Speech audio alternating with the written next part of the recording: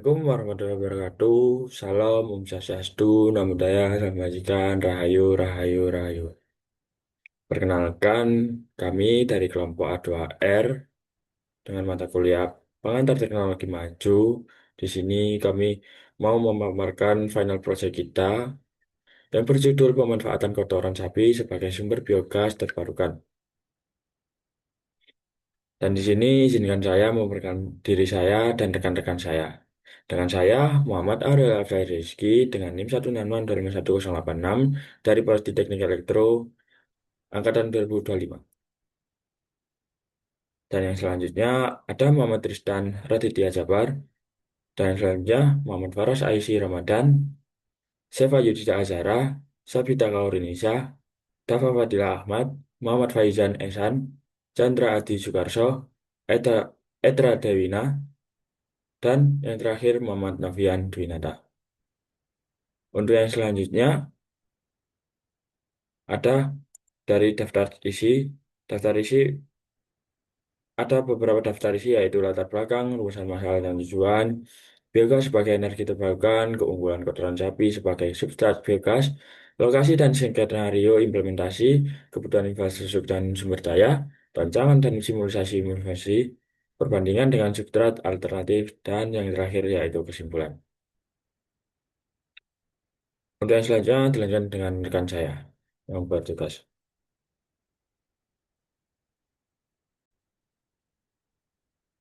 Ada beberapa poin yang menjadi latar belakang dari pemanfaatan kotoran sapi sebagai sumber biogas terbarukan. Yang pertama yaitu krisis energi dan perubahan iklim telah menjadi tantangan global. Lalu yang kedua, Indonesia masih sangat bergantung pada energi fosil sebesar kurang lebih 81%. Lalu yang ketiga, limbah kotoran sapi itu dapat menghasilkan gas metana yang dapat mencemari lingkungan. Lalu yang keempat, kotoran sapi dapat kita olah menjadi biogas sebagai energi terbarukan. Yang kelima, di setiap 25 kilogram kotoran sapi itu dapat menghasilkan kurang lebih 1 meter per kubik biogas. Lalu selanjutnya, biogas dapat menghasilkan energi sekaligus pupuk organik. Yang terakhir, pendekatan multidisiplin berikut merupakan rumusan masalah dari pemanfaatan kotoran sapi sebagai sumber biogas terbarukan. Jadi yang pertama yaitu apa itu biogas dan mengapa relevan sebagai energi terbarukan. Jadi kita akan menjelaskan mengenai biogas dan juga kita akan menjelaskan tentang penyebab apa yang menyebabkan biogas itu sangat relevan sebagai energi yang terbarukan. Lalu kedua, mengapa kotoran sapi menjadi bahan baku unggulan. Di sini kita akan menjelaskan penyebab dari kotoran sapi ini bisa menjadi bahan baku biogas yang unggulan. Lalu yang ketiga, yaitu bagaimana implementasi biogas yang efektif di Indonesia. Di sini juga kita akan menjelaskan mengenai implementasi biogas agar efektif di Indonesia. Lalu yang terakhir yaitu bagaimana rancangan sistem biogas yang berkelanjutan. Jadi pada eh, kali ini juga kita akan menjelaskan tentang rancangan sistem biogas yang berkelanjutan. Pada bagian tujuan ini terdapat beberapa hal utama yang ingin kami capai dari pembahasan mengenai berbiogas berbahan dasar kotoran sapi. Tujuan pertama adalah menjelaskan konsep dan manfaat biogas sebagai energi terbarukan yang ramah lingkungan. Melalui pembahasan ini, kami ingin menunjukkan bahwa limbah organik seperti kotoran sapi dapat diolah menjadi sumber energi yang bermanfaat. Tujuan kedua yaitu menganalisis keunggulan kotoran sapi sebagai bahan baku biogas. Kotoran sapi dipilih karena mudah ditemukan, jumlahnya melimpah, dan memiliki kandungan organik yang baik untuk menghasilkan gas metana.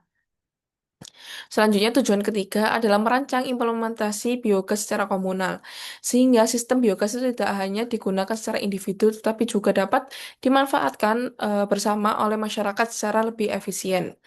Dan tujuan terakhir adalah mengintegrasikan berbagai disiplin ilmu dalam pengembangan biogas. Kolaborasi ini bertujuan untuk menciptakan sistem biogas yang lebih efisien, modern, otomatis, dan berkelanjutan sehingga dapat menjadi solusi energi terbarukan yang bermanfaat bagi masyarakat. Selanjutnya, biogas sebagai energi terbarukan. Biogas adalah gas yang dihasilkan dari proses penguraian bahan organik oleh bakteri anaerob, yaitu bakteri yang bekerja tanpa oksigen. Bahan organik yang digunakan dapat berupa kotoran hewan, sampah organik, limbah pertanian, hingga sisa makanan. Dalam prosesnya, bahan organik dimasukkan ke dalam wadah tertutup yang disebut digester. Di dalam digester, bakteri akan menguraikan bahan organik yang menghasilkan gas, terutama gas metana atau CH4. Gas metana inilah yang dapat digunakan sebagai sumber energi yang dapat dimanfaatkan untuk memasak, penerangan, menggerakkan generator listrik, hingga bahan bakar kendaraan setelah dimurnikan. Setelah menghasilkan energi, sisa hasil fermentasi juga dapat digunakan sebagai pupuk organik. Biogas dipilih karena memiliki banyak manfaat bagi lingkungan dan masyarakat. Beberapa kelebihan biogas adalah ramah lingkungan, mengurangi emisi gas rumah kaca, menghasilkan energi alternatif yang lebih murah, mengurangi limbah organik, mengurangi pencemaran lingkungan, hingga mendukung ekonomi sirkular. Selain itu, penggunaan biogas juga dapat mengurangi ketergantungan masyarakat terhadap LPG dan bahan bakar fosil. Sisa hasil fermentasi. Perkenalkan, nama saya Muhammad Faizan Esanzul Putra dengan NIM 165251058 dari Prodi Teknik Industri. Pada kesempatan kali ini saya akan memberikan pengertian mengenai keunggulan kotoran sapi sebagai biogas.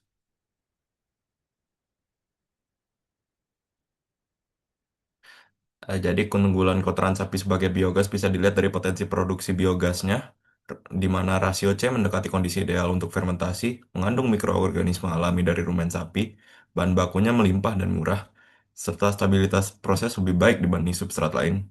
Oleh karena itu, ia cocok untuk diterapkan di pedesaan Indonesia. Eh, Keunggulan kotoran ini bisa didukung dengan teknologi seperti IoT untuk monitoring sistem biogas, serta nanoteknologi untuk meningkatkan produksi metana. Sekarang kita bahas soal di mana sih tempat yang paling pas buat nerapin program ini supaya hasilnya benar-benar berasa. Jadi, kita udah nentuin nih beberapa lokasi yang strategis. Target utama kita jelas di kawasan peternakan sapi perah, desa-desa pertanian Jawa, dan Madura. Sama kawasan pinggir jalan kota yang dekat banget dengan peternakan, biar hasilnya maksimal, dan juga pastiin beberapa syarat pendukung terpenuhi. Kita butuh juga populasi ternak yang banyak, suhu yang cocok, dan akses air lahannya gampang. Dan yang nggak kalah penting lagi, lokasinya harus dekat sama area pertanian supaya hasil disketnya bisa langsung dimanfaatin sama petani. Intinya, kalau lokasinya pas dan semua pendukungnya oke, program ini bakal ngebantu banget buat warga sekitar.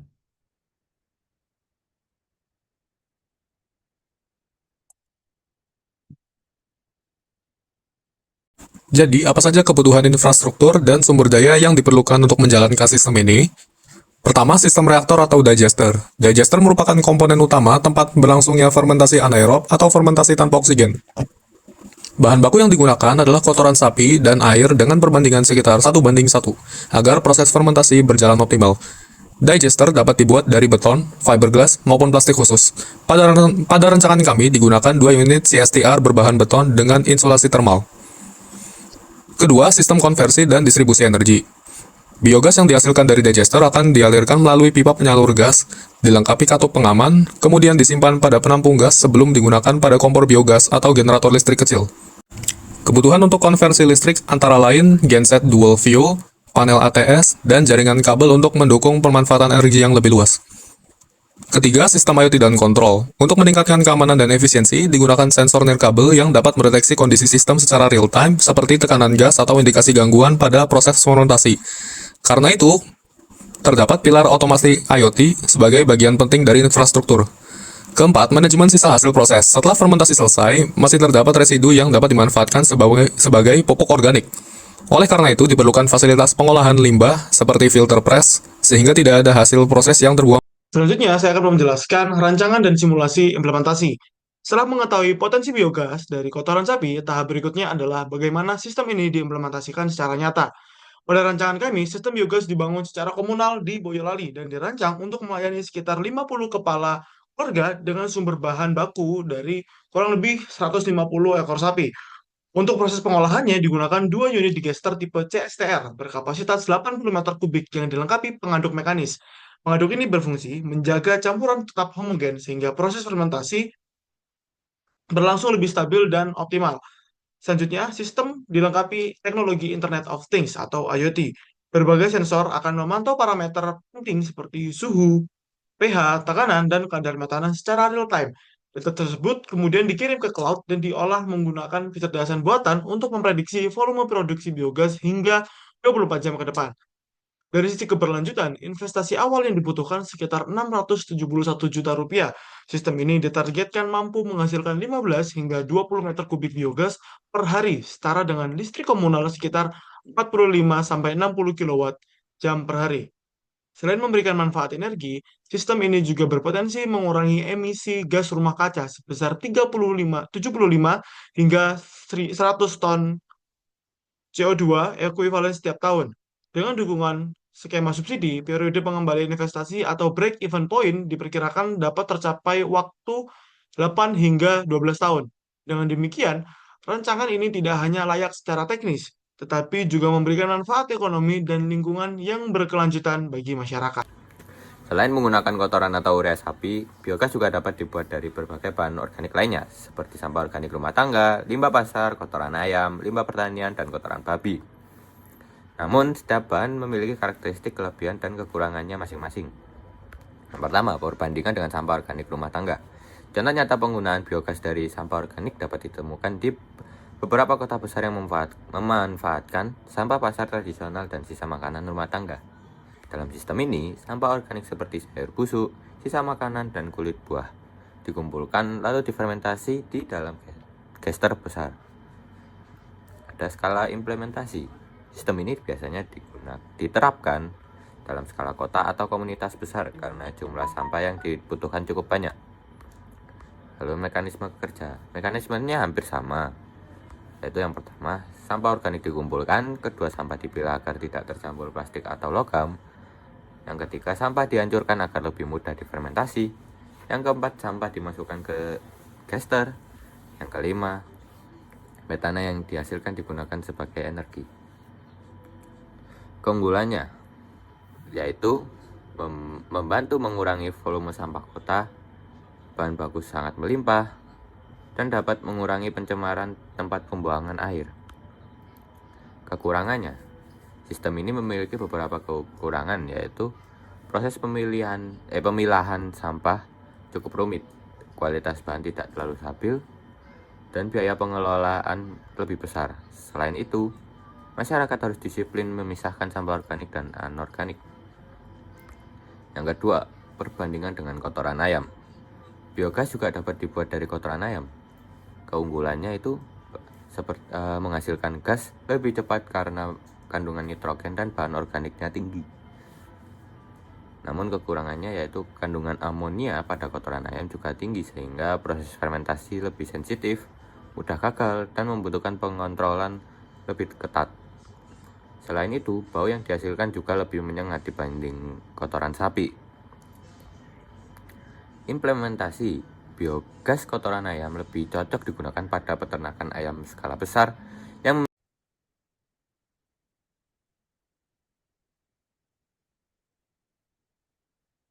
Terima kasih udah menonton video presentasi dari kelompok kami. Apabila ada kesalahan maupun perbuatan dalam hal presentasi kami, mohon dimaafkan. Wabillahi taufiq wal hidayah. Wassalamualaikum warahmatullahi wabarakatuh.